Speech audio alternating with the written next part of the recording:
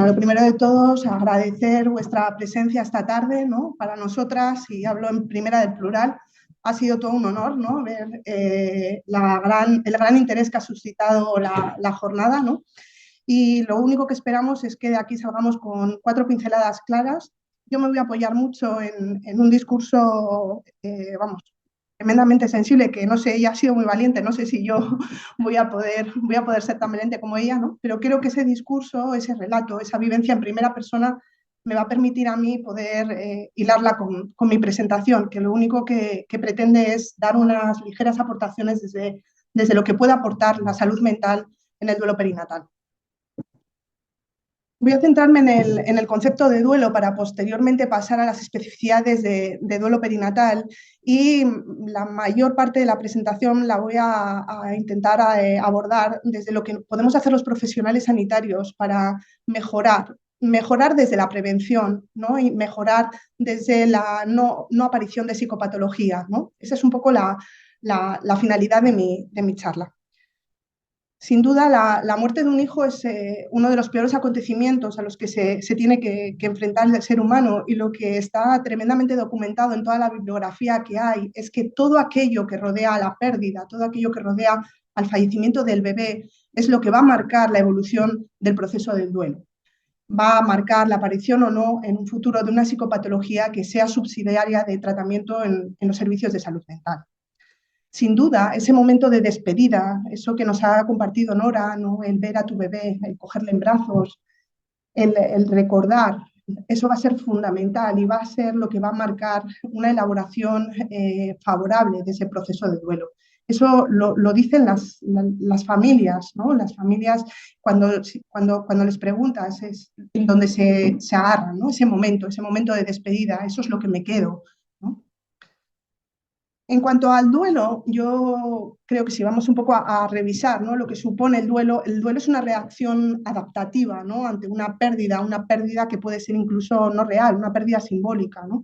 Pero no es un proceso lineal. Yo creo que todos en el duelo hemos leído o hemos conocido, ¿no? Los modelos iniciales teóricos del proceso de duelo, que pasabas fases, ¿no? Y en función de en qué fase estabas en un momento de tiempo o en otro, ¿no?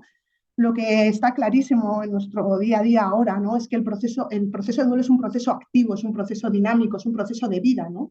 Y a mí me gusta mucho, haciéndome un poco uso del libro de Pilar Gómez Ulla, que vamos a tener el privilegio de que nos cierre la jornada, ¿no? A mí me gusta verlo como un trabajo, una posición activa, como un trabajo, ¿no? El duelo no es que pase el tiempo y que el tiempo me haga olvidar, no. Es precisamente todo lo contrario, ¿no? Es precisamente recordar, ¿no? Entonces, el proceso de duelo implica un trabajo que requiere una posición activa ante la pérdida, una reconstrucción de lazos con la persona que no tenemos, que la hemos perdido, y en ese posicionamiento construir, ¿no? Es la modificación de esos lazos con la persona que no está en lo real, pero sí está en nuestra cabeza, sí está en nuestros recuerdos, sí está en todo aquello a lo que nos podamos aferrar para poder construir. Por eso, la elaboración del duelo es un proceso de reconstrucción de significados, ¿no? Es un proceso único y repetible. No va a haber 2 procesos de duelo igual, ni van a durar el mismo tiempo, ni hay una forma adecuada o inadecuada de vivir el duelo, ni un periodo adecuado o demasiado largo de ese duelo. Pero lo que está claro es que implica una posición activa, ¿no?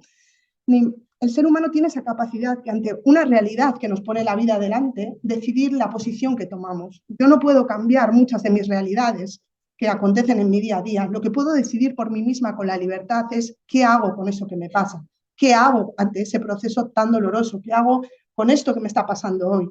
Esa es la libertad del ser humano también en momento de duelo. Por lo tanto, el duelo perinatal implica eso, ¿no? El transitar ese dolor, elaborar esa realidad de la pérdida, de la muerte del ser querido, y, en consecuencia, en ese posicionamiento, reconstruir nuestra posición ante la vida, ante el mundo, ante el futuro. Por tanto, es importante ver que en ese proceso de reconstrucción es fundamental el entorno. Sin duda, el entorno familiar, el entorno social, pero también el entorno sanitario. Nosotros sanitarios, tenemos mucho que hacer en ese momento, porque vamos a estar ahí, en el momento en el que acaba la vida y empieza el proceso de duelo. Por tanto, el proceso de duelo implica ese camino activo, ¿no? De integrar a esa persona que ya no está con nosotros de una forma diferente, pero en nuestra vida, y seguir caminando, seguir avanzando. El vínculo sigue vivo, ¿no? Y es una oportunidad para construir, una oportunidad para crecer a través de ese dolor, ¿no? Es ese nuevo posicionamiento ante uno mismo, ante el futuro y ante la vida, ¿no? Esto no se supera, el dolor, ¿no? No se pasa, pero se continúa.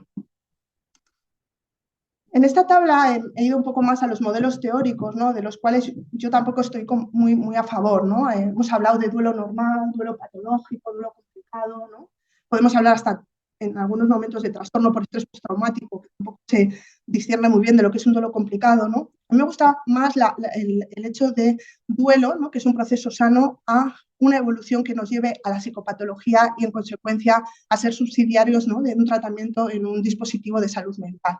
Cuando ese duelo no avanza en lo que son los límites de esa normalidad y aparecen ideas de suicidio, una ideación autolítica activa, un abandono de todas las actividades de la persona, un aislamiento, un sentimiento de culpa extrema, ¿no? Eso es lo que nos llega como primeras consultas muchas veces a salud mental. Entonces, nosotros como profesionales que atendemos ese momento en el que la vida se acaba, pero empieza ese proceso de duelo, ¿qué podemos hacer?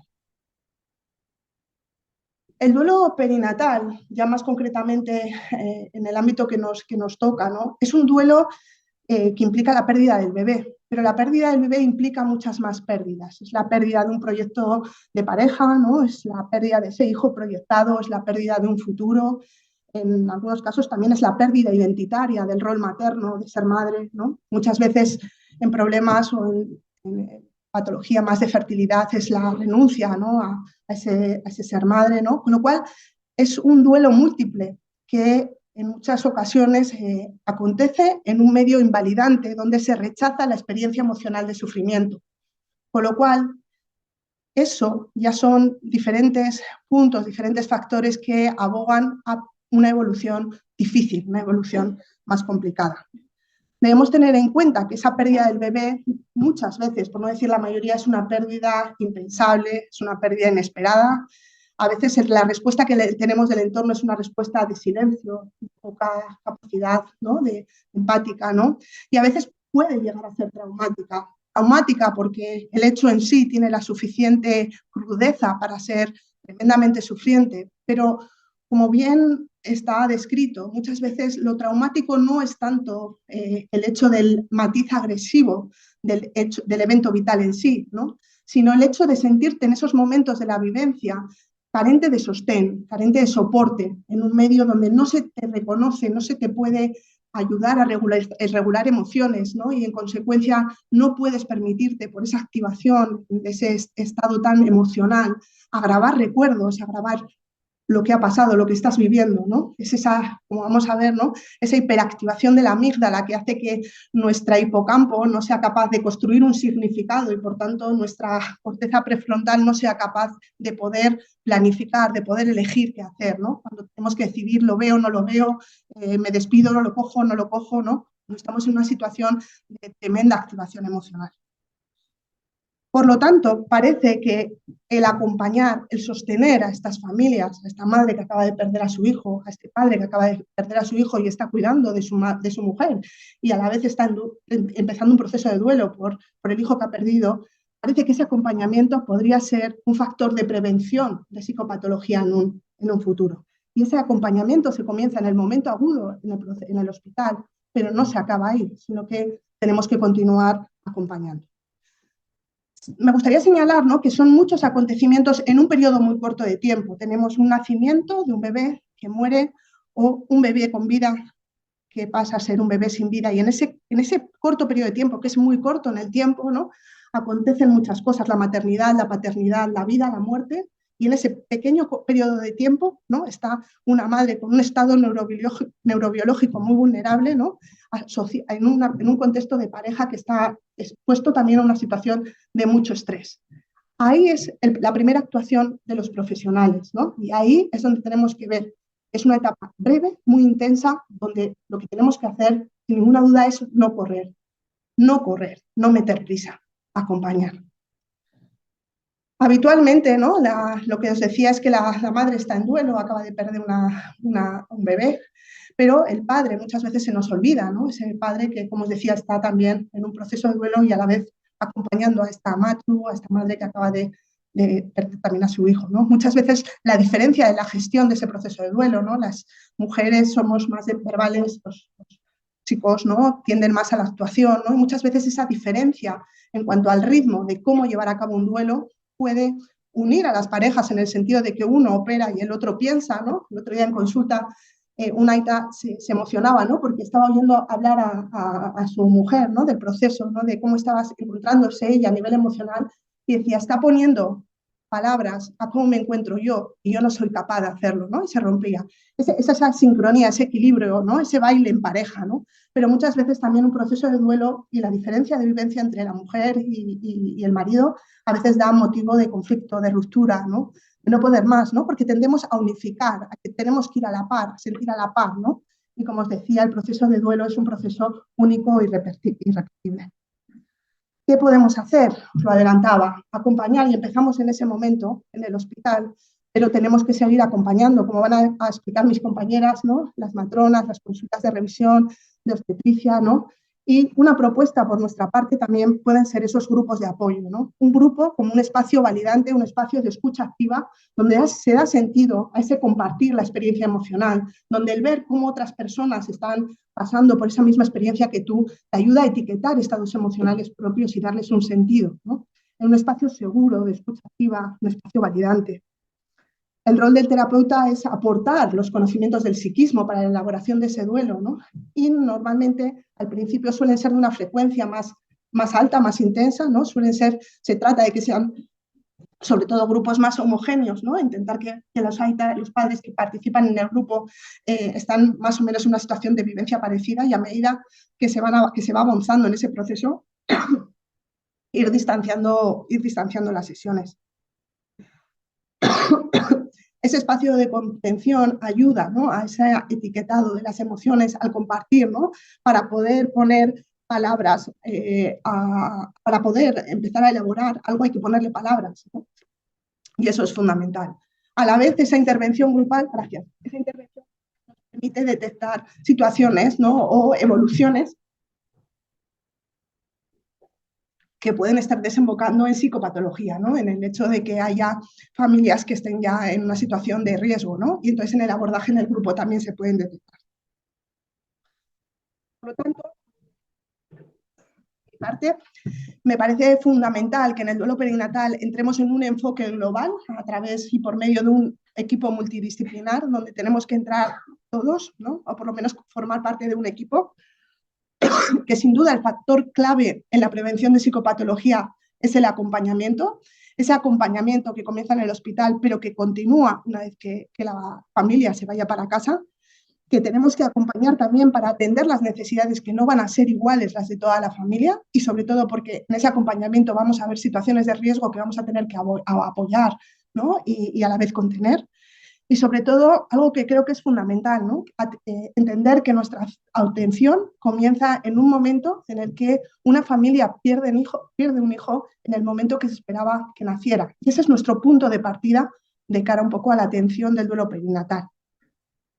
Sin duda, una de las cosas más importantes que yo creo que tenemos que hacer en nuestro día a día es autoevaluarnos y autoevaluarnos en los casos difíciles, en los casos que nos tocan, en esos estados emocionales que el profesional, como vamos a ver luego en la segunda parte, también nos quedamos movidos, ¿no? Y que muchas veces necesitamos un equipo que nos sostenga, ¿no? Y esa es sin duda la mejor forma de hacer una buena práctica, cuidar al profesional.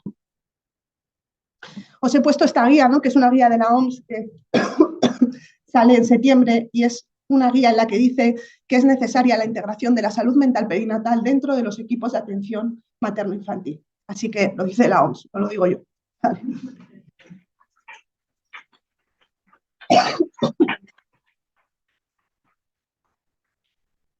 Y me gustaría terminar solo con esta cita, ¿no? Que es una matru en duelo que me dijo en la última consulta, ¿no? Me dice, Eva, no obstante un día en el que puedes volver a centrarte en las cosas.